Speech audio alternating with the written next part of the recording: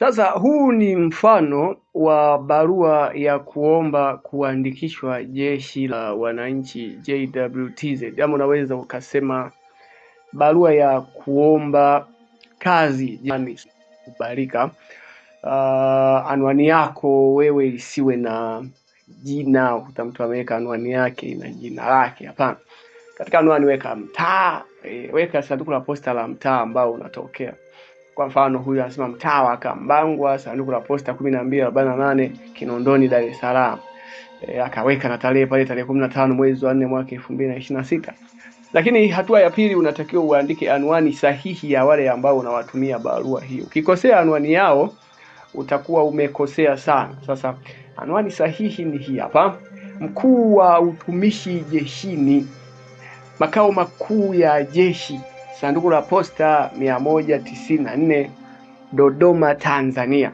Alafu unakuja unaweka kichwa cha habari yahusu ombi la nafasi ya kuandikishwa jeshini. Usiandike nafasi, usije ukaandika ombi la kazi. Hapana, ombi la nafasi ya kuandikishwa jeshini. Unaanza sasa kujidadavua. Huyu ni mwanamke, huyu anasema mimi ni mwanamke Mtanzania mwenye umri wa miaka 21, ninaomba nafasi ya kuandikishwa jeshini kama ilivyotangazwa na Jeshi la Ulinzi la Wananchi wa Tanzania JWTZ siku ya tarehe 14 mwezi wa 4 2026 katika tovuti na mitandao mbalimbali ya kijamii. Ukichunguza hapo utagundua katika aya ya kwanza huyu mtu ameeleza jinsia yake, lakini ameeleza umri wake.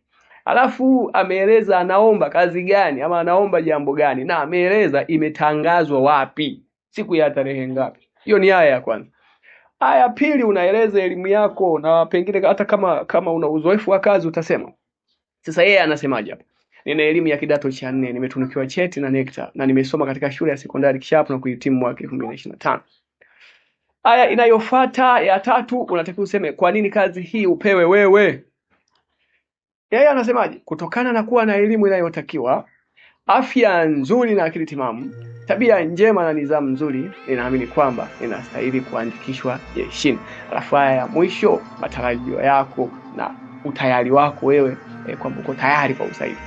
Nipo tayari kwa usaili siku yoyote nitakayohitajika. Vile vile ninatarajia majibu mazuri kutoka kwako, na nimeambatanisha nakala ya vyeti vyangu kwa uthibitisho zaidi. Wako unaweka pale saini yako, alafu unaweka jina lako, yako inaitwa Magi Kinyaunyau Puskari. Sasa kwa waombaji ambao wanahitaji kuandikiwa barua ya kuandikishwa JWTZ ambayo itakufanya uitwe katika usaili, na ambayo haitafanana na ya mtu yeyote, unaweza kuwasiliana nami kwa kugusa kwenye linki hapo kwenye komenti ya kwanza. Ukiangalia eneo la komenti, ile komenti ya kwanza nimeipin, utakutana na mawasiliano yangu. Ukigusa ile komenti itakuleta WhatsApp, tutawasiliana na nitaweza kukuandikia barua nzuri kabisa ambayo haifanani na barua ya mtu mwingine yeyote, na utajiongezea nafasi ya kuitwa katika usaili. Sasa Jeshi la Wananchi Tanzania katika nafasi ambazo limetangaza na hiyo barua ambayo nimekufundisha, watu wanaohitajika ni wale ambao wana umri wa kuanzia miaka 18 mpaka 25, kwa wale ambao wana elimu ya kidato cha 4 na 6, na miaka isiyozidi 28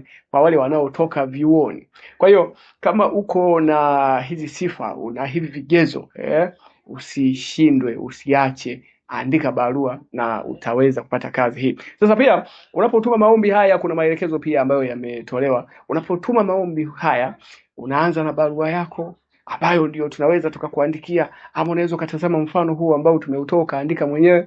Utaweka nakala ya kitambulisho chako cha NIDA ikifuatiwa na nakala ya cheti cha kuzaliwa, utaweka vyeti vya shule, utaweka nakala ya cheti cha Jeshi la Kujenga Taifa JKT. Halafu kuna utata mmoja unaibuka, inasema kwamba namba ya simu. Utachukua karatasi, utaandika namba yako ya simu kwenye karatasi, halafu utatuma. Kwenye karatasi utaweka kichwa cha habari, namba ya simu ya mkononi. Halafu utaenda, huu mfumo hautumwi mtandaoni kama jinsi tulivyozoea mifumo mingine kwamba unapokuwa unaomba unakuwa unafanya unatuma mtandaoni. Hapana, huu mfumo hautumii mtandaoni. Huu mfumo unatuma posta. Kwa hiyo unaenda posta na makorokoro yako hayo ambayo umeandika, makorokoro safi kabisa ambayo yana kila kitu. Unaenda posta na barua yako, namba yako ya simu, nakala ya cheti cha NIDA, vyeti vya shule, nakala, usitume vyeti original, tuma nakala ya cheti nakala ya cheti cha kujenga taifa, na vyote vile ambavyo vimetajwa, naenda posta unavituma. Kisha vituma, subiria kuitwa katika usaili. Lakini la muhimu zaidi la kukumbusha ni kwamba andika barua yako kwa mkono wako mwenyewe. Kwa hiyo hata kama kwa watu ambao wataomba ni waandikie barua, ukishaandikiwa utaikopi sasa kwa mkono wako mwenyewe. Kuna maana kubwa sana kuandika kwa mkono. Unapoandika kwa mkono wako inasaidia wataalamu kujua tabia yako. Basi niwatakie siku njema.